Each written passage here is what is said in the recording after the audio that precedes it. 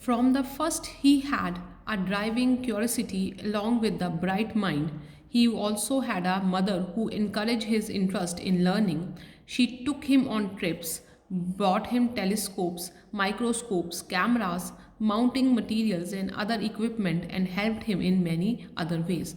तो बचपन से ही उन्हें बहुत लर्निंग मतलब हर चीज़ के लिए क्यूरियोसिटी होती थी कि ये कैसे होता है, ये क्या होता है।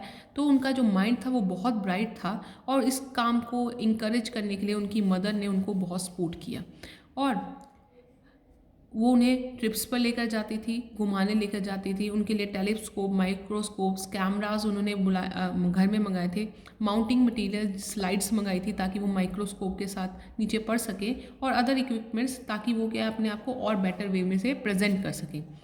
I was his only companion until he started school, his mother said. After that, I would bring home friends for him. But at night, we just did things together. Richie was my whole life after his father died when Richie was in third grade. तो जब जो Richard है, उनकी mother उनको प्यार से Richie कहती थी, तो वो सिर्फ थर्ड ग्रेड में थे जब उनके फादर की डेथ हो गई और वो उनकी मदर कह रही हैं कि वो सिर्फ उनके जो कंपेनियन थी वो खुद थी जब तक वो स्कूल नहीं ज्वाइन किए थे और जब वो स्कूल जाने लग गए तो वो उनके दोस्तों को भी अपने घर लेकर आती थी और मगर जो नाइट का टाइम था वो हमेशा एक दूसरे के साथ वो थिंग्स वो दोनों ही करते थे, जैसे बुक रीड करना हो गया, साइंटिफिक वर्ल्ड के बारे में नॉलेज गेन करना हो गया, तो ये दोनों चीज़ें वो खुद ही करते थे। She and her son spent almost every evening at the dining room table. If he didn't have things to do, I found work for him, not physical work but learning things. His mother said he liked it and he wanted to learn. तो उनकी mother ने बताया उनकी mother ने बताया कि almost every evening वो दोनों डाइनिंग रूम में ज़्यादा टाइम बिताते थे और अगर उनके पास कुछ नहीं होता था, रिचर्ड के पास कुछ नहीं होता था करने के लिए, तो मैं उनके लिए काम ढूंढ लेती थी। काम फिजिकल वर्क नहीं, घर का काम नहीं या कोई इंगेज करने फिजिकल काम करने के लिए नहीं, मगर चीज़ों को लर्न करने के लिए बुक्स प्रोवाइड करना, उनको नॉलेज को इंक्रीज़ करना, ये सब काम मैं उनको प्रोवाइड करती थी और उसको ये चीज़ें अच्छी भी लगती थी। उनको चीज़ों को लर्न करना बहुत पसंद था एंड लर्न ही डिड, और उनको चीज़ों को लर्न करना पसंद आता था। He earn top grades in school on every day things he had just like every other kid, his mother said. तो उनको लर्न करना, चीज़ों को याद करना बहुत पसंद था और इसी कारण उनके स्कूल में टॉप ग्रेड्स आते थे, वो फर्स्ट आते थे और बाकी चीज़ें बाकी सब बच्चों जैसी थी, जैसे बाकी बच्चे हैं बाकी सब चीज़ें अदर बच्चों के तरह ही उनकी मदर ने बोला कि वो सब सेम था।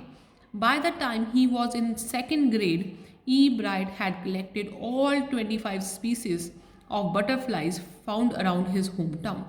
तो जब वो सेकेंड ग्रेड में ही हुए ई ब्राइट, तभी उन्होंने अपने एरिया में जो रीडिंग उनका शहर था, जितने भी उनके एरिया में 25 स्पीशीज़ मिलती थी बटरफ्लाई की, उन सबको उन्होंने तब तक कलेक्ट कर लिया था और अपने बॉक्स में डाल लिया था। अगर आप ये बॉक्स देखो तो यहाँ पे उन सब स्पीशीज़ बटरफ्लाइज का नाम लिखा है जो रीडिंग पेंसिल्वेनिया में मिलती हैं, तो उन्होंने ये सब कलेक्ट करके अपने बॉक्स में रख ली थी।